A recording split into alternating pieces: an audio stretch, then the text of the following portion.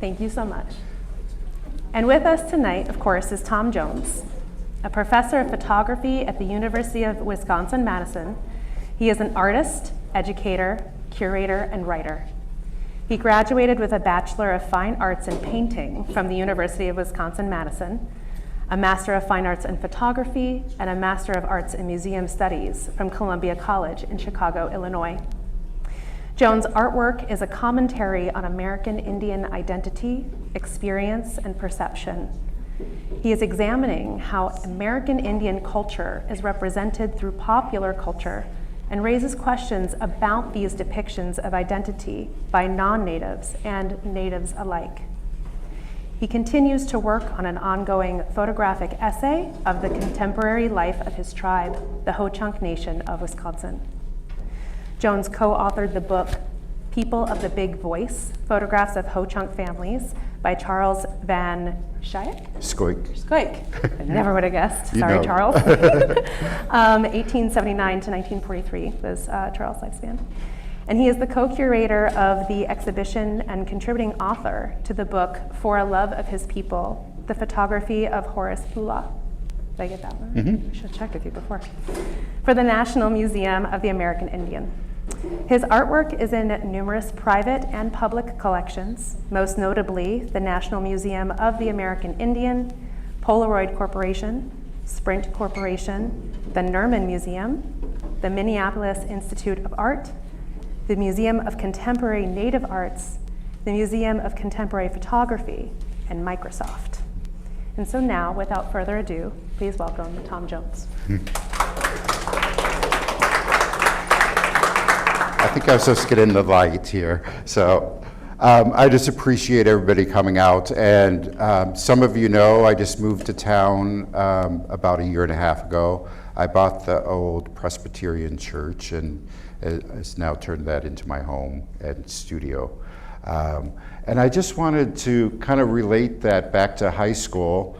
I have to thank my mother for keeping me in high school. I was actually going to drop out. And little did I know that I would now be a professor and a working artist. But what happened is my mother took me in, and when I said I wanted to drop out, and she's like, I'm gonna take you to talk to the guidance counselor. And he had asked me, he's like, well, what do you like? And I had done all my gen eds, and I actually had 2 years left of classes, but I only had to do one gen ed, and all the rest I was put in art classes.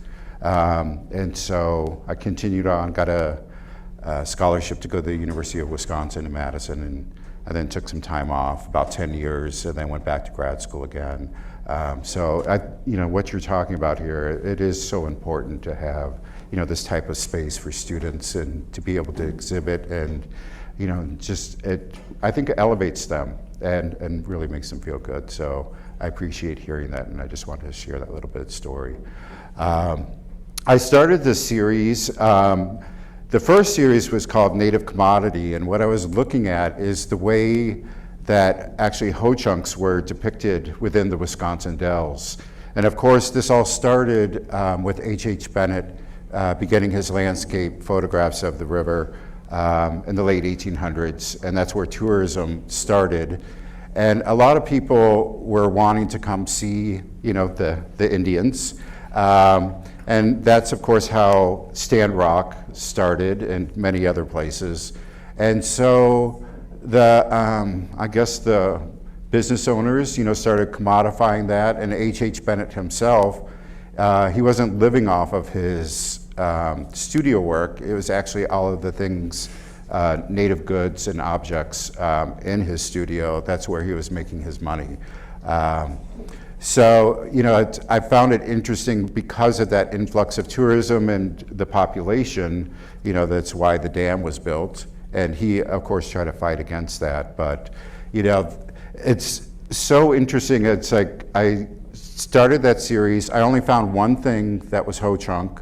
All the rest were many other tribes, like this one, for instance, is a Northwest Coast totem pole. But there's like Plains Indians, Parsons itself is a Southwest adobe building.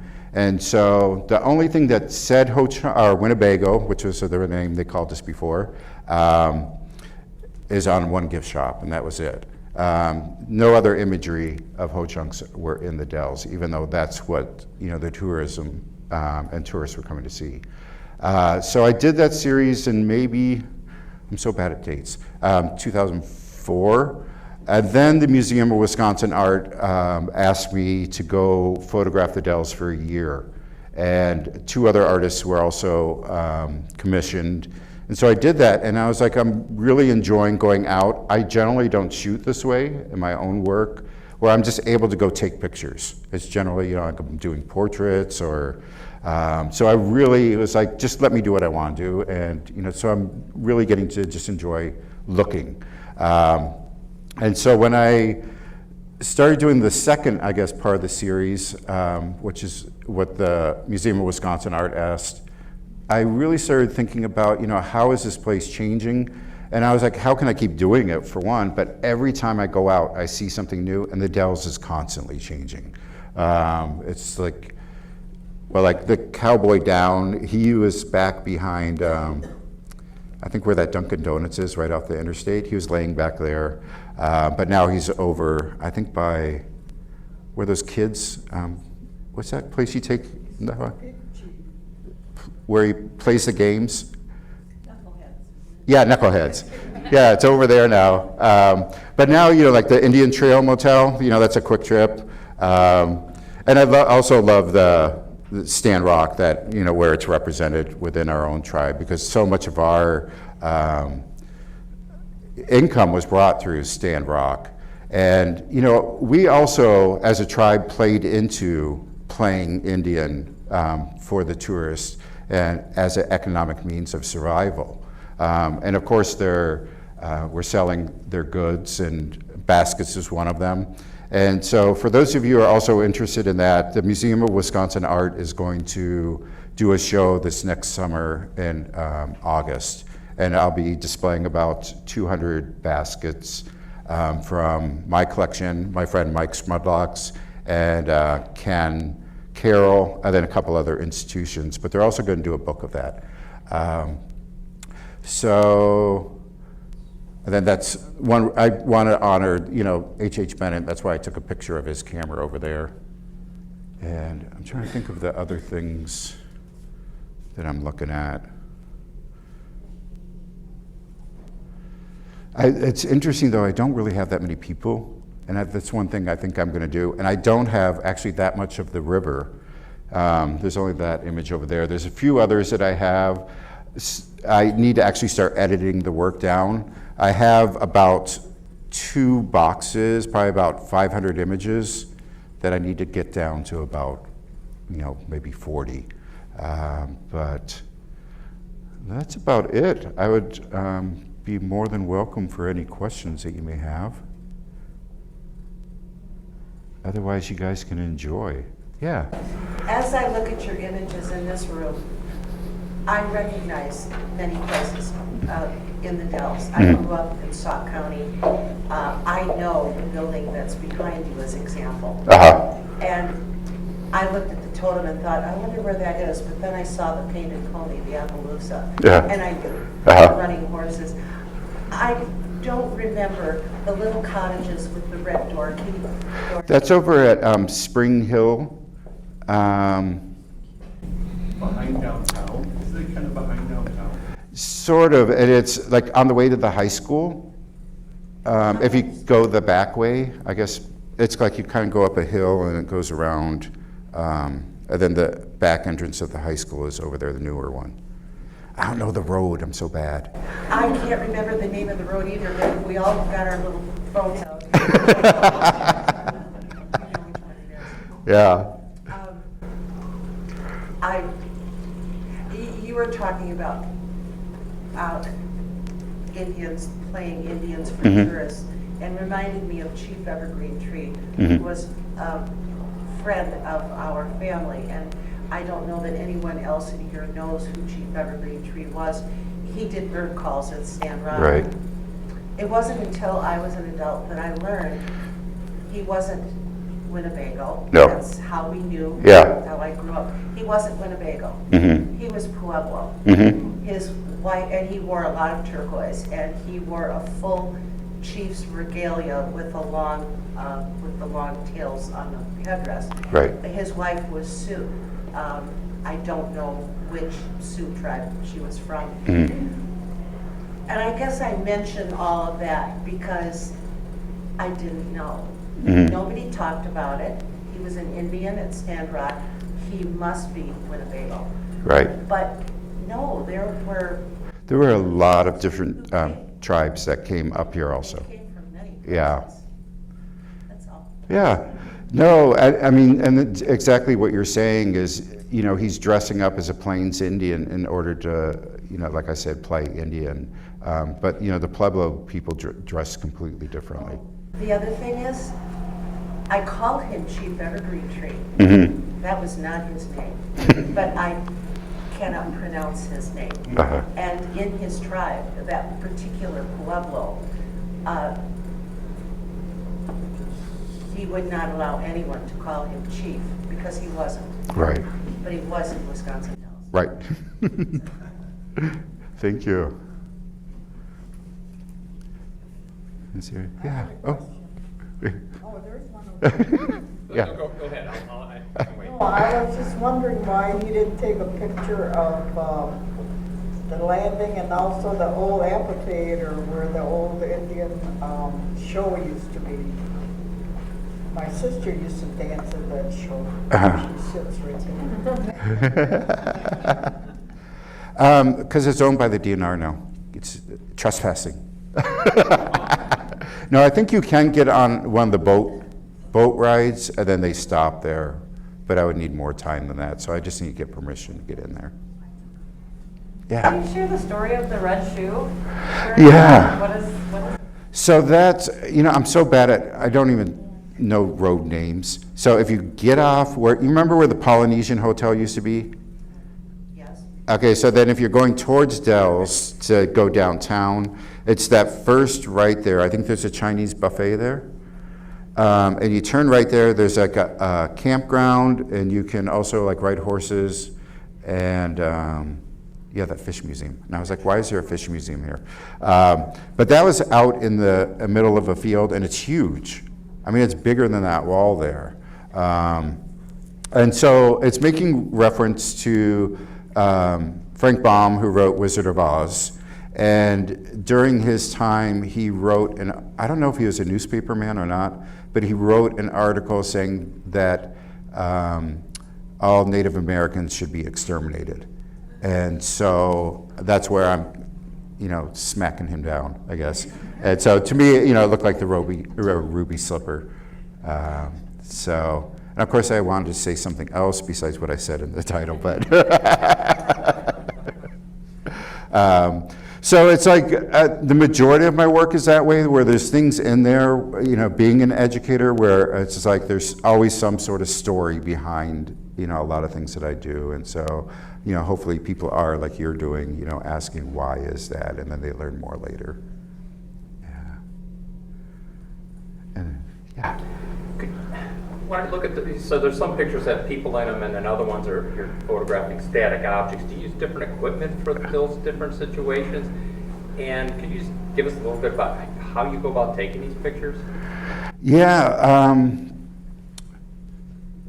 So the earlier ones are all film, and I'm using a medium format camera, RZ67, and so this one's film.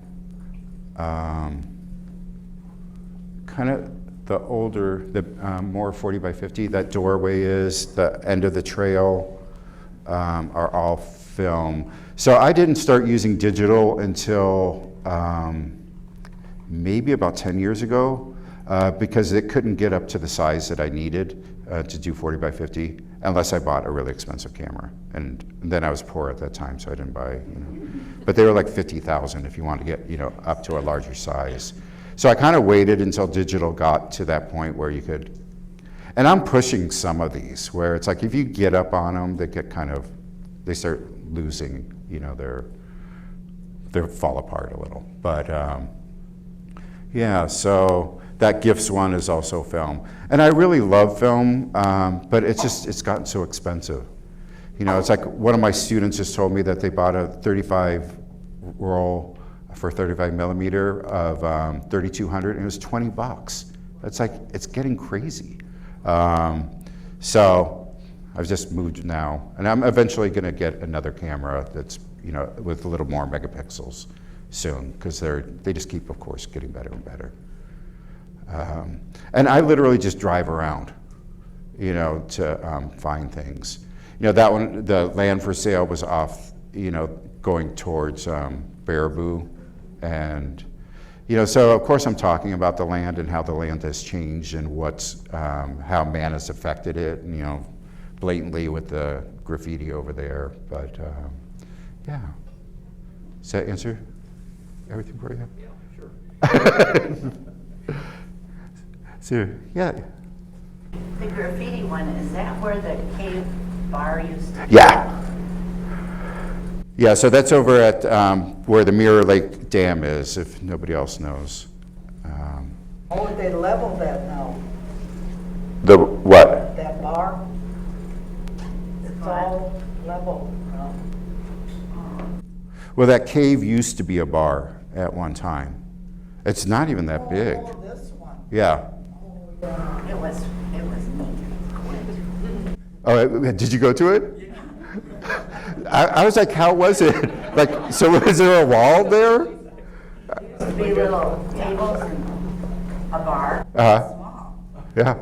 But it was always nice and cool in the summer. So that's where the bridge, so it's right across from that. So if you just turn around, that's where the cave is, bar. Yeah. All right. Oh, yes.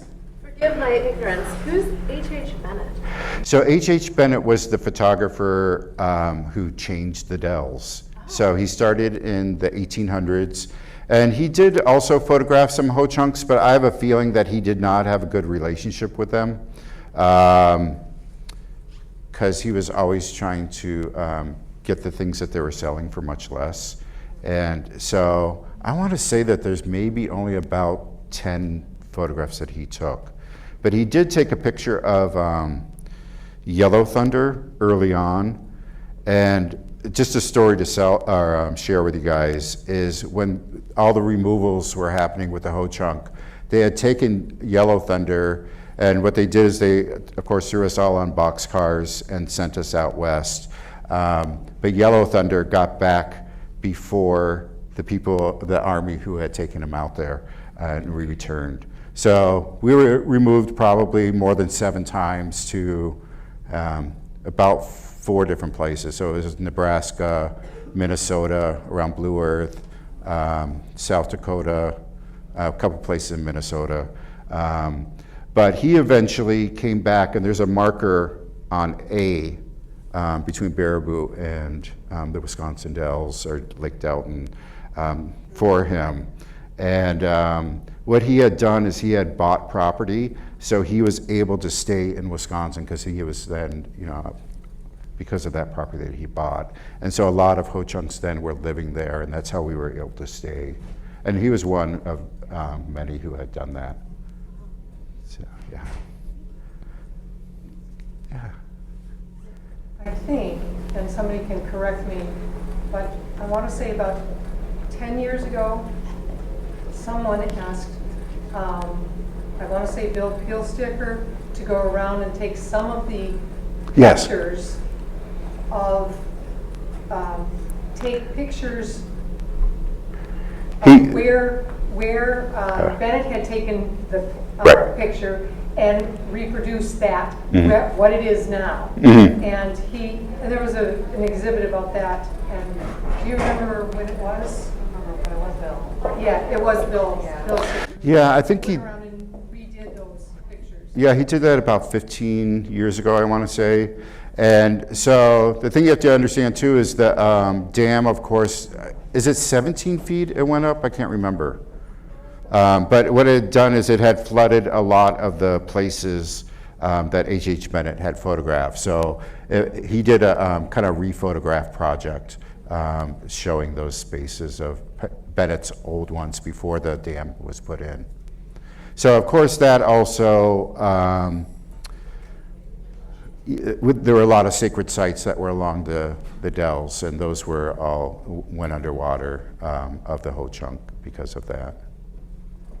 Yeah. Okay. Anybody else? Well, again, I want to thank you all for coming, and if you guys have any questions, anybody is shy, come up to me afterwards. Thank you.